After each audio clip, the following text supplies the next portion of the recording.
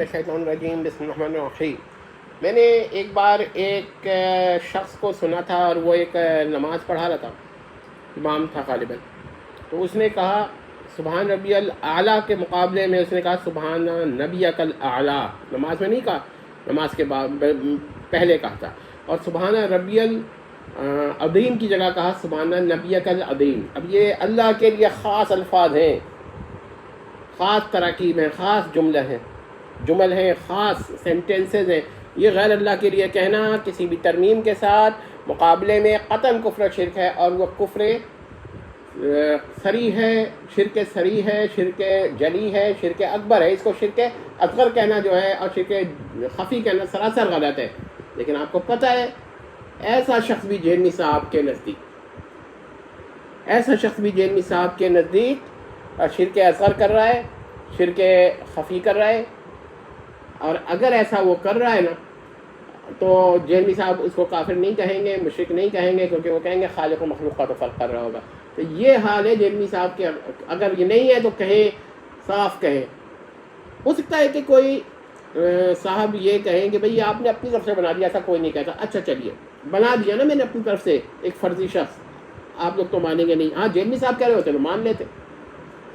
تو میرا یہ سوال ہے کہ فرض کریے، اب تو فرضیات پہ بات ہے نا، تعلیق بالمحال وہ جو جہلمی صاحب کرتے ہیں، تو اگر ہم بھی کر لیں نا تو یہ جو چیز ہے یہ جہلمی صاحب کے لیے جائز اور ہمارے لیے حرام، یہ پوائنٹ۔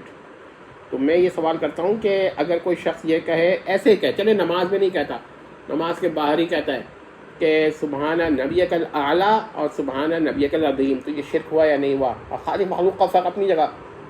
میں کہتا ہوں جہلمی صاحب کو کہیں گے یہ شرک خفی ہے، یہ شرک اصغر ہے، یہی دیکھ لیجیے گا، اور یہی دلیل ہے کہ جہلمی صاحب جو ہیں وہ شرک اکبر اور شرک جلی اس کو نہیں کہیں گے، اور یہی اس کی دلیل ہے کہ وہ جہلمی صاحب جو ہیں وہ شرک اکبر اور شرک جلی میں مبتلا ہیں، شرک صریح میں مبتلا ہیں۔ اور میں کیا کہوں؟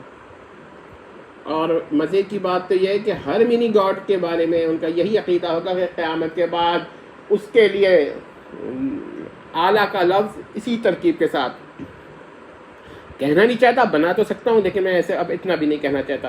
تو یہ آپ دیکھیے گا کہ قیامت کے بعد یہ اپنے ہر منی گاڈ کے لیے، چلیے نبی کا لفظ حذف کر دیجئے، تو منی گاڈ کے لیے وہ کہنا شروع کر دیں گے سبحانہ کا، اور یہ میں کہنا نہیں چاہتا لفظ۔ تو دیکھ لیے، اگر نہیں کہتے ہیں تو پھر اس کا مطلب ہے کہ کم از کم توبہ کریں اور یہ کہیں کہ شرک و کفر ہوتا ہے اس وقت بھی جب آپ خالق اور مخلوق کا فرق کر لیں، قدیم کو حادث سے الگ کر لیں، تب بھی شرک و کفر ہو سکتا ہے۔ دیکھتے ہیں جنہی صاحب کیا کہتے ہیں۔ بہرحال اگر آپ میرے پر اعتبار کریں تو یہ ایسا واقعہ میں نے خود سنا ہے اور اگر آپ میرے پر اعتبار نہیں کرتے تو صورت فرضیہ سمجھ لیجیے۔